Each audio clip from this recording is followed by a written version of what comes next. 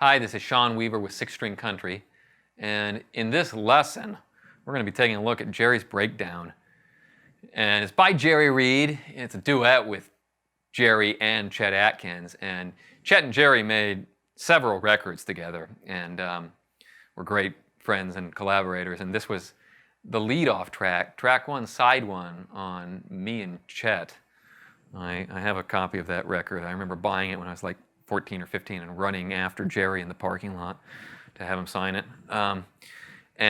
It's an absolute advanced, arguably a lifelong piece, but I'm excited to get to share some of the things I've discovered over literally about the last 10 or 15 years on this tune with you. So there's a lot going on, but at its core, it's kind of a lot of banjo rolls on the guitar, and it's in the key of E. It's in standard tuning. You don't have to tune your guitar any different way.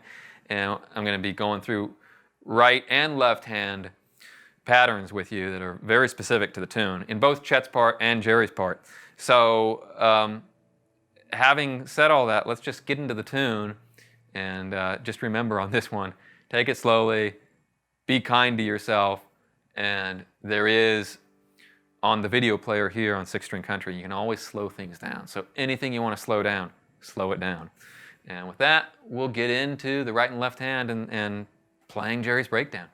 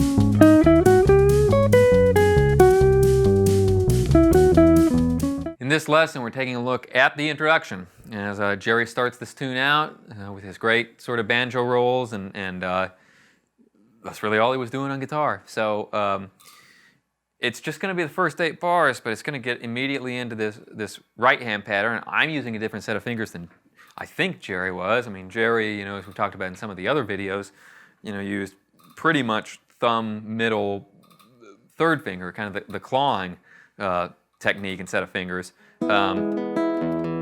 So however he was doing this in the right hand, but I'll show you what I'm doing, but just managing the first 8 bars really slowly. It's just going to, almost even out of time. I'll try to play with a little bit of a rhythm, but somewhere around there,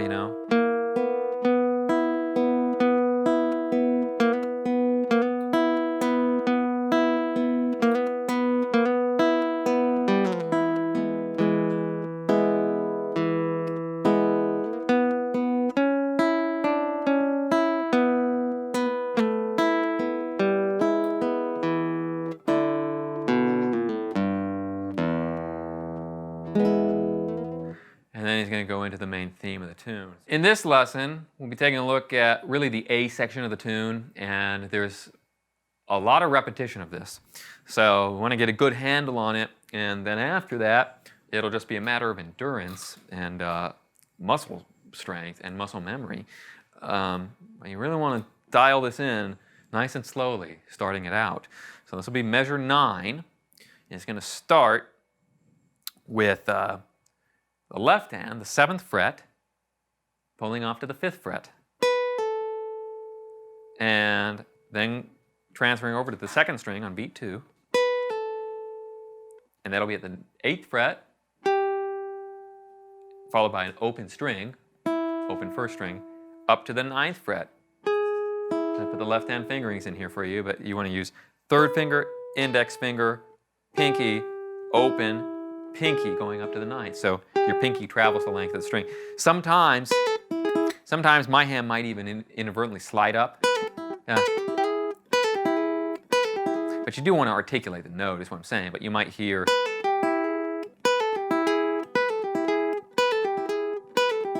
Yeah, like, when you get this at performance tempo, you're not going to really, if you articulate the note, you won't hear a little ghost note sliding. But it's the pinky. It's just traveling 8th to 9th fret. So followed by the open string, followed by the 7th fret with your index. At this point, the best thing is let's just, make sure that you're practicing this really slowly.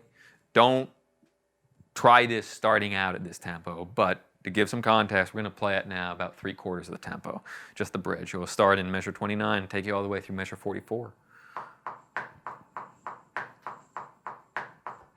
1, 2, 3, 4, 1, 2, 3, 4.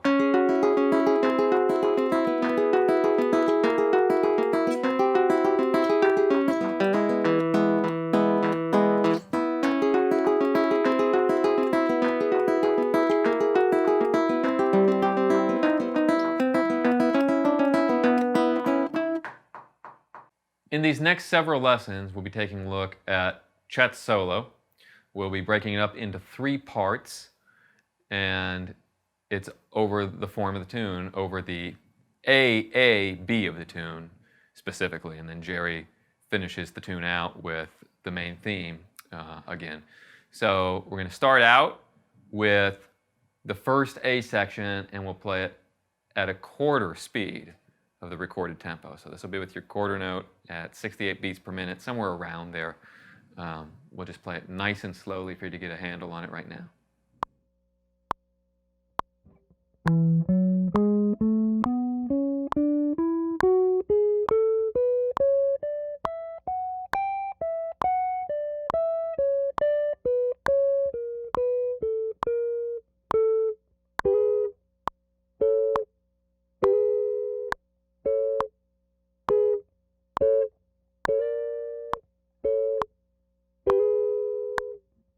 Eleventh fret, 12th fret, 13th fret on the 3rd string.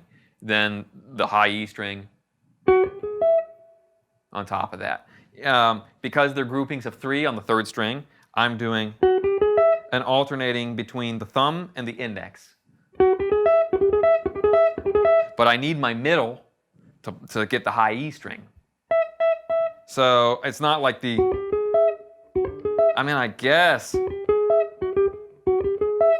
if that was so natural that you just had your middle index thumb thing like he does at the beginning of the solo in the previous section, but it's not that natural for most people, myself included. It's much more natural for me to just go between the thumb pick and the index and then get the high E string with my middle. So that's what I'm doing. And on the record, he kind of lets this ring.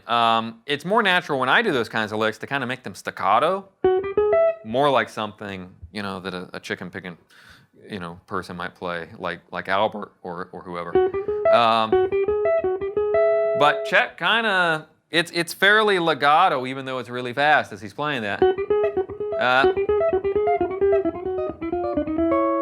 It's more legato than you would think a lick like that might be. So you'll phrase it the way you're going to phrase it, and you probably phrase it the same way, but as far as whether you're making it more staccato or letting it ring. But so starting out just like you saw, and then still 11, 12, 13 on the 3rd string, but here his pinky goes up to the 13th fret on the high E. And that's how he ends his solo as Jerry goes into his final A section. So here it is. We'll set it to the quarter note right now at 204. And if this is too fast, just like we've talked about in the other sections, you can always slow this down with the video player, here on the website on 6th string. So here it is.